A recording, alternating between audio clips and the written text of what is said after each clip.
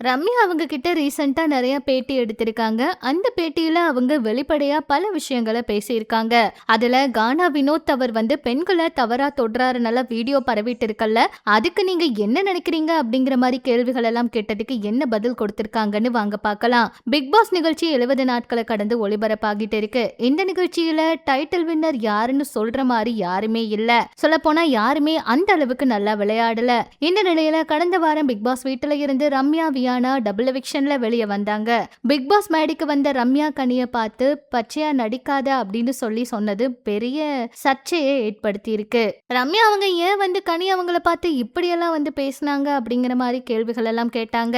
ஏன்னா அவங்க அப்படி சொல்ல காரணம் என்னன்னு இணையத்துல பல கேள்விகள் வந்துச்சு. கனிய தவறா எதுவும் சொல்லல, விளையாட்டுக்காக தான் அப்படி சொன்னன்னு ரம்யா அவங்க விளக்கம் கொடுத்தாலுமே நிறைய பேர் அதை ரொம்ப பெருசா எடுத்துக்கிட்டு வைரலாக்கிட்டு இருக்காங்க.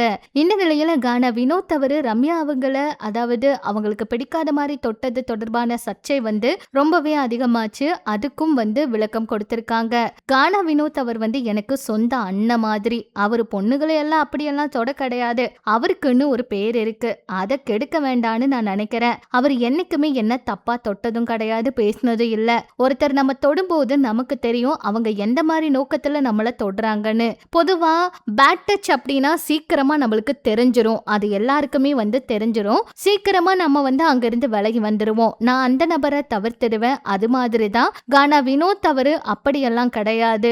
அவர் எனக்கு ரொம்ப பிடிக்கும், அவர் நல்ல அண்ணன். ஒருவேளை அப்படி அவர் பண்ணியிருந்தா எனக்கு அவரை அடிக்க தெரியாதா? கானா வினோத் அவர் அந்த மாதிரி என்கிட்ட பழகல. சாப்பாடு துணின்னு எல்லாமே எங்க கிட்ட இருந்து வாங்கி கொடுக்கிற டாஸ்க் அப்ப எனக்கு வயிற்றுப்போக்கு வந்துருச்சு. அப்ப நிறைய உப்பு போட்டு சூப்பை நான் குடிச்சேன். எனக்கு வயிற்றுப்போக்கு ஏற்பட்டாலும் நான் அந்த சூப்பை குடிச்சேன். கானா வினோத் அவர் அதனாலதான் என்ன சமாதானப்படுத்தினாரு. கண்டிப்பா அவர் அப்படி பண்ணல. வினோத் அவர் ரொம்பவே குடும்பத்து மேல பாசத்தோட இருக்காரு. அவர் மனைவி மேல ரொம்ப அன்பா இருக்காரு.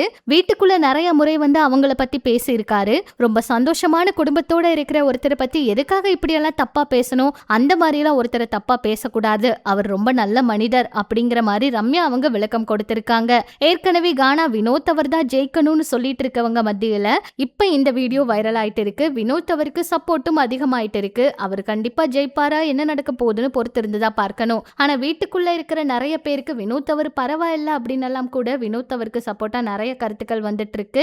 இதை பத்தி நீங்க என்ன நினைக்கிறீங்க அப்படிங்கிற உங்களோட கருத்துக்களை சொல்லுங்க.